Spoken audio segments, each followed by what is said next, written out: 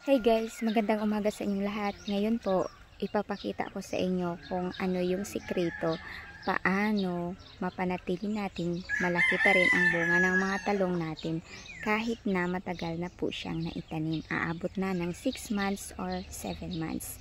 Ito po guys, panoorin nyo. Una po guys, ang ginagawa ko niyan is nag-maintain lang po ako ng 2 hanggang 3 o 4 na sanga sa isang puno ng talong. Kagaya nito, isang sanga, 2, 3 lang po yan hanggang sa tumaas na sila. At pangalawa, kung may makikita kayong mga maliliit na singil or sanga dito, yan, kagaya nito, tinatanggal ko na yan para diretso na yung concentration ng nutrients na ma-absorb ng halaman papunta dito sa pinakausbod at papunta doon sa bunga. Yun, ipapakita ako sa inyo kung ano yung pinagkaiba sa mga bunga na hindi natanggalan ng mga maliliit na sanga dito, kagaya nito, at kung ano yung pinagkaiba doon sa mga natanggalan na puno. Ito po guys yung puno na hindi natanggalan ng mga sanga, kagaya nito. Ayan. So ang dami pong mga sanga na wala namang pakinabang, wala namang bunga. Ayan.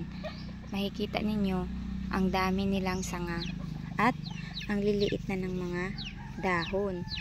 Yung bunga din, kahit ilang araw na po siyang hindi mo hinarvest, maliliit pa rin yung bunga. Ayan.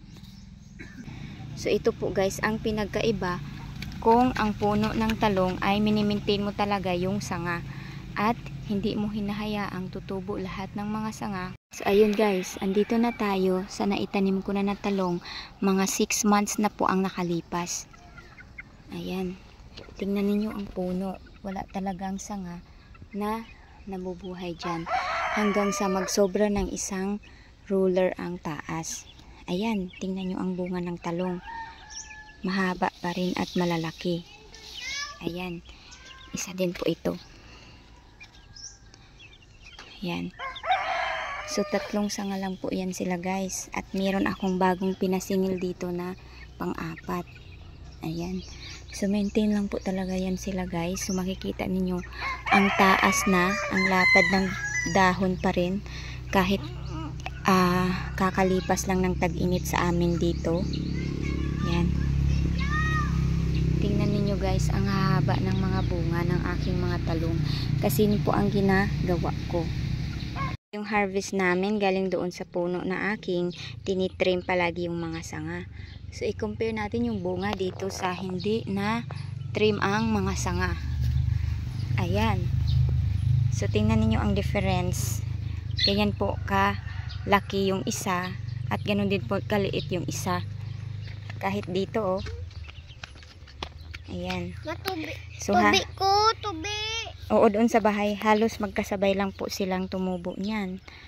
Ayan, pero ganyan ang kanilang bunga, ang liliit. Ayan. So, makikita po ninyo kung ano yung mas kinaganda doon sa pag-practice na pagputol ng mga ganitong sanga. Ayan.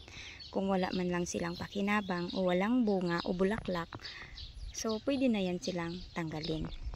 So, yun lamang po guys. Maraming salamat sa inyong panonood. Happy gardening!